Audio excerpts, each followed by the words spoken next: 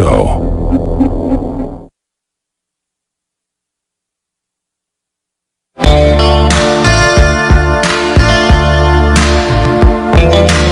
He aligns himself with the truth, and it's time for you to choose a side. You're listening to Alex Jones. So, global peace is breaking out. Prosperity also, as the return of the West begins to happen, as globalism is put on its heels worldwide. But I just played clips of you joined us, of MSNBC host Chris Hayes, Chris Matthews, you name it, saying that Trump is a despot. Trump doesn't care. Trump's helping the human rights abuses. Trump's going in to get a peace deal to denuclearize and then bring in the West and economic investment to try to save those people, just like we did in East Germany. But the media is completely freaking out and demonizing it. And I wanted to go to old neocon Max Boot on CNN saying that, any president could have done this. No, not any president could have gone and got these deals, because they didn't. And the West helped prop this up and let China continue to use North Korea for raw materials as a slave state.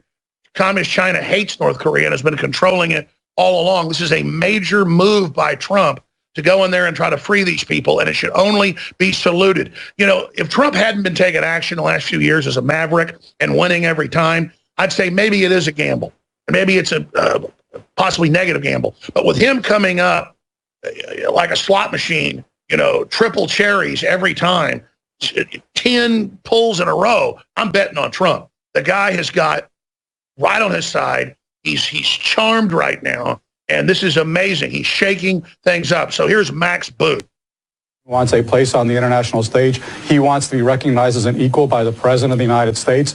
He wants to be seen as a nuclear power, and he's achieving all that. This is a tremendous propaganda victory for him. Now, Scott just suggested it was a huge victory for Donald Trump simply to come to the summit. Well, I beg to differ, because, in fact, any previous president could have easily had a summit with any previous leader of North Korea, because they've all been very eager to be legitimated by the President of the United States, and Donald Trump is the first one to agree to do that. Well, I mean, this was just a fiasco at the G7. I've never seen anything like this, and the contrast is all the greater when we see the way that Donald Trump is glad-handing Kim Jong-un, who is the enslaver of his people.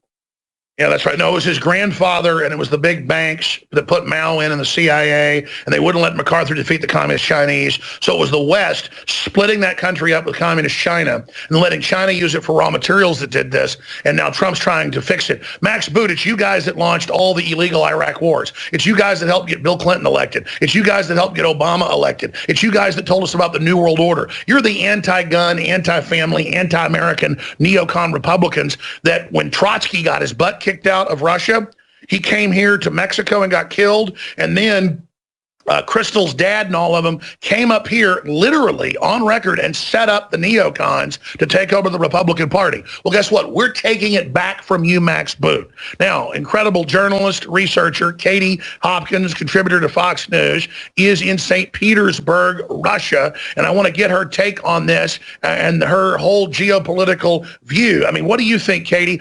Now the neocons, the Democrats, all the usual suspects have combined forces, and they're saying anybody could have done this. This means nothing. This is bad. Just a few months ago, they were saying if Trump could do this, he'd go down in history as a great president, but he couldn't do it. So I'm telling you, he could find the cure for cancer, and they get upset, Katie.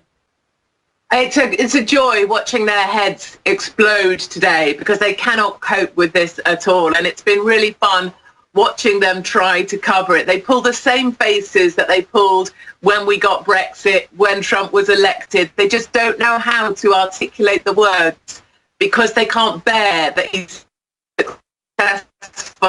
What we see today is the Peace Prize, because, of course, it's been now that Trump awarded the Nobel Peace having this first meeting, but, of course, they could never give the prize to a conservative. So I think it's a joyous day for any Trump supporter, and yet another reminder that if you want to silence a Democrat, all you have to ask them is, who have you got to beat Trump in 2020? And they don't have an answer. Katie Hopkins is our guest. I am in Hawaii in the middle of the Pacific Ocean. She is in St. Petersburg. right there at the heart of Russian culture and so much of European culture as well. And her Skype's a little choppy to me. Is that choppy to you, or is it just choppy to me, crew? Okay, well, we'll try to work on that chop here because Katie's always so riveting with her information.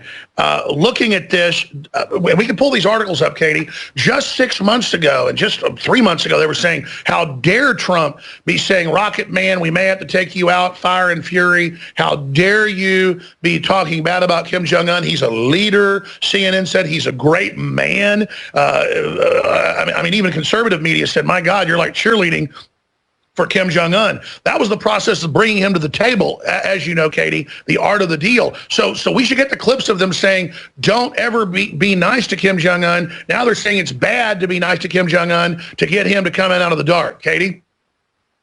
Absolutely, and I think it's something anybody that's a Trump supporter like you or I knew when we saw that the meeting was called off. I tweeted, other people tweeted to say, we knew that was going to be back on. We knew this meeting would happen. This is just the way he works.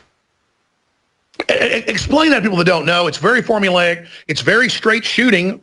It's why people now, foreign leaders, people are starting to like Trump. It's because what you say is what you get. If he's going to attack you, if you don't give up the nukes, take money and hotels and your people being rich, or we're going to invade you because you're threatening everybody. You either going to die or you're going to be rich and live long and prosper. Explain the art of the deal to the libtards.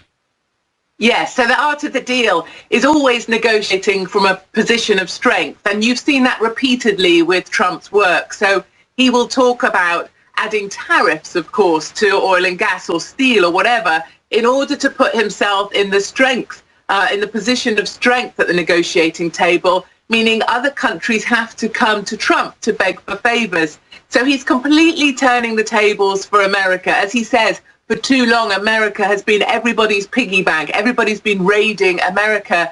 He makes it so that America is in the position of strength. Everybody else has to come crawling to him for him to allow them into the deal. And that's exactly what he did with North Korea as well. You'll remember the point where he called off that meeting in order to reassert his position as the position of strength and for Kim Jong-un to feel in some way grateful that that meeting happened. And we'll see him carry on doing this throughout his presidency, which is putting Americans back where he said he would, which is putting America first. And it's been brilliant to see the eunuchs of Europe, Merkel, Macron, others, just absolutely fall apart. I think you'll have seen that picture of Donald Trump at the meeting table. Katie, I was about to ask them to pull it up from my Twitter. I know you tweeted it as well from last Saturday or so, where they're all around the table. He's sitting down like the king. No need to be on a throne. He's sitting there with his arms crossed. And of course, there's video of it as well. You got the Chinese delegation behind him. You've got the Japanese. You've got the South Koreans all lined up with the U.S. And again, the United States paid for this whole world system. But then now all Trump is saying is, listen, we're not going to be the only ones paying for it anymore. And they're having to come to their knees and they don't know what to do. Please continue.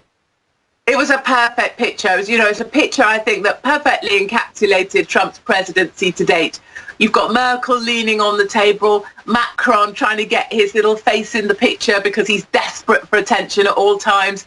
And then right in the back corner, just like meat in the room, irrelevance, there's Justin Trudeau from Canada, who Trump spectacularly ignores. And then Trump's there. He's very much the central figure in that room. He's got the Japanese with him. It's all about Trump. And in many ways, that's so true of the whole media narrative right now.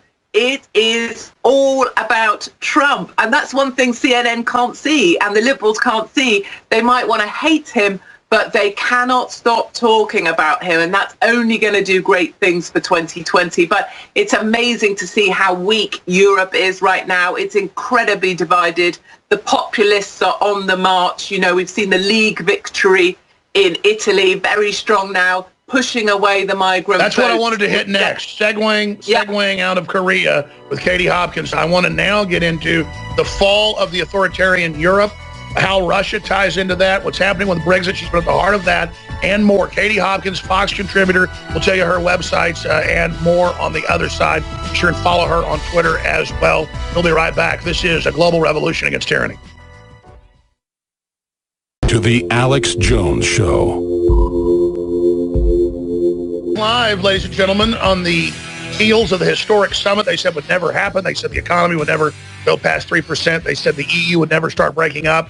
Katie Hopkins isn't just a journalist, isn't just a Fox News analyst, isn't just a best-selling author, researcher, writer. She's also, I mean, what I would call just eyes in the ears top analyst. And from everything I'm seeing, the EU is now in full collapse. They finally admitted to full collapse. Soros is panicking. A, is that accurate, Katie Hopkins? B, break down the waterfront for us. And what do you think comes next in this unraveling of the unelected authoritarian EU? And then Owen Schroyer is in the ATX studio. Owen, feel free to jump in any time. Katie Hopkins. It's absolutely correct. I think Europe is as weak as it's ever been and more divided than it's ever been in peacetime.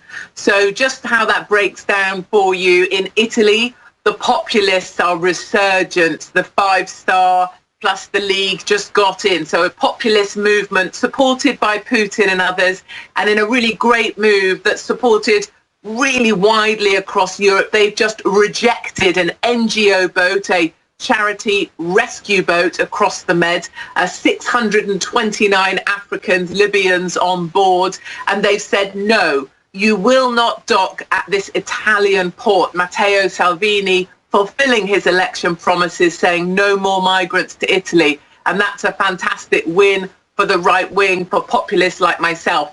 You've got Viktor Orban, of course, in Hungary. He's absolutely forcing ahead. Secure borders, Christian culture, no Muslim invasion of Hungary. And then in Austria, they have just shut down 7 mosques, and they are going to repatriate the extremist imams that have been preaching out of the mosques. So if you see, that's this pattern building of the populist resurgence. Merkel was crippled in the polls. The Alternative for Deutschland, the populist, they are the main opposition party in Germany. So everywhere we look, there is hope now, and we have our little heads up. And I really believe with the Spanish just taking that migrant boat, saying, yes, okay, we'll take it, the Spanish will be the next to see the populists in power in about a year's time. And I look forward to that as well. Katie, you are reading my mind. I was telling him earlier, pull up the photo of Trump with everybody like he's the king and they're in the court because we hold the power of economics and history and we've been financing these globalists. And I was just now telling them via text message, because I'm in Hawaii, they're in Texas, you're in St. Petersburg, Russia, for those that just joined us. I'm texting them saying, pull up the Zodiac boats landing just like the old African invasions of the Moors. So they have this on screen. 10 million people, Soros publicly funding this, saying we're going to Islamify Europe. I mean, this is a true invasion, not trying to help these people. That's why they're all military-aged men. They're saying, come invade. How did the left think that everybody would accept this? Because I saw the thing in Germany where they had the moment of silence. It's on INFOWARS.com. Talk about that right now. The thing in Germany that just came out where they have the moment of silence for the young girl, raped and attacked, and people that have, and the left is chanting against her, like when the illegal alien shoots the young woman in the back in San Francisco, and the media defends that, and the jury lets them go. I mean, this is getting insane. Tell us about this EU Parliament video we're showing. Absolutely. So I think one of the things we've really noticed in terms of this migrant crossing across the Med, this sense, finally, so many people like myself since 2014 have been saying, stop the boats. We must stop the boats. Criticised for saying that. I spent a lot of time in southern Italy and Sicily trying to stop the boats, and still they can't. So I think there's a real tension now. Macron from France is criticising Italy for not taking the boat. All the while, of course, Spain will take the boat, but the people in Spain aren't happy about that. So what we've got are these globalist leaders fighting against their own people. People don't want these migrants in their country. Germany's just seen what's happened where a migrant with a previous conviction for rape, he took that 14-year-old girl. She was strangled and raped and dumped in bushes by the rail tracks. She was from the Jewish community. And of course, it's one of the problems we're seeing a lot in Germany and other places. It's the Jewish community, thanks to Soros bringing over these Muslim migrants. It's the Jewish community that are persecuted once again. And a number of people I know in Germany are looking to migrate out of Germany again. They say that this is the second wave of the Jewish people needing to leave Germany, which is frightening. And I also get emails. I sent one to your team earlier, if they're able to pull it up. Very sad emails, Alex, from elderly men and women, the age of my parents, 75, proud Brits. And they say to me, your viewers might be able to see it on screen, I'm not sure. They say that I'm glad I'm old. I'm glad I'm old and I won't live to see my country fall. And they feel sorry for young people in Britain and Europe because their country will never be the country that they used to know. And those are really hard emails to get, actually, from the elderly. I never know quite how to respond. Well, it's the sad resignation, but here's the good news. The spirit of liberty is coming back. The globalists admit this is an organized invasion. To quote In Christianity, we have George Soros' statements. We had Peter Sutherland, who died this year, his statements. These are the admitted insane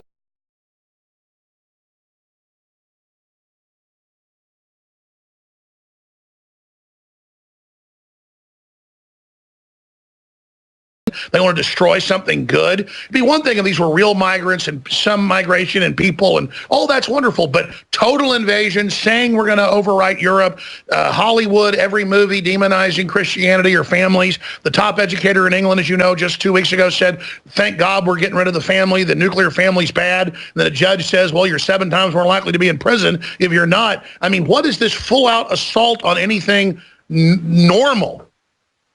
It seems to me, observing leaders across Europe in particular, because they're the ones that have been so determined to see the fall of the Christian culture and so determined to perpetuate this globalist agenda. It seems to me that managed decline, that phrase of managed decline, they make just as much profit, they make just as much political gain by overseeing managed decline as they do for fighting for anything. Exactly. So whereas you guys have Trump fighting for America, fighting for Americans, we have European for a new renaissance. Leaders.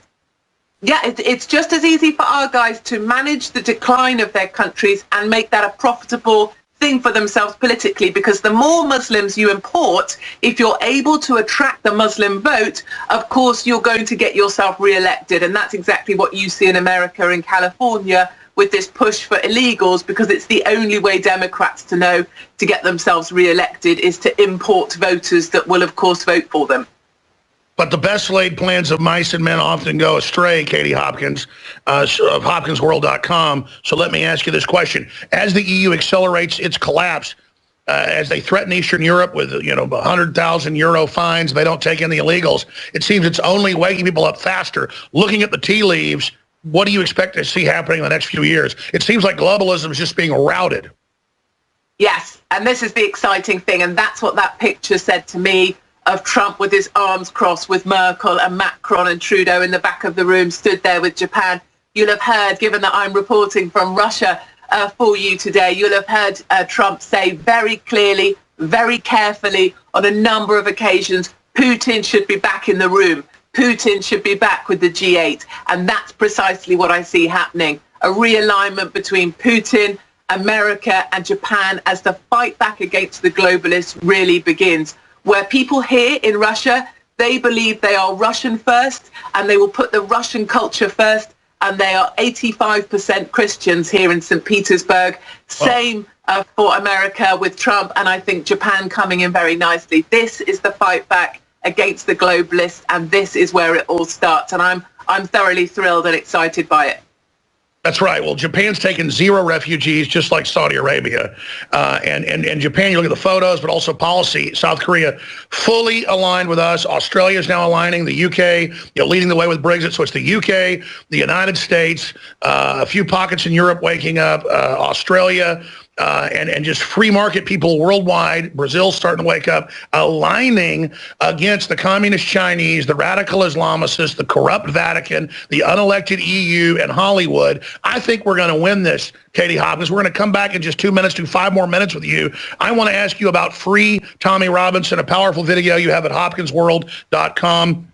You also have it on your Twitter. We're going to play some of that when we come back and get Owen Schroyer to pop in with his take. KT Hopkins at Twitter. Be sure and follow that. I'm Alex Jones, real Alex Jones on Twitter. Be sure and retweet those. They hate it when we do it. And don't forget, free shipping ends this week at InfoWarsStore.com. Without your purchases, we can't finance this operation. X2 is 50% off, but it's going to end this week. Get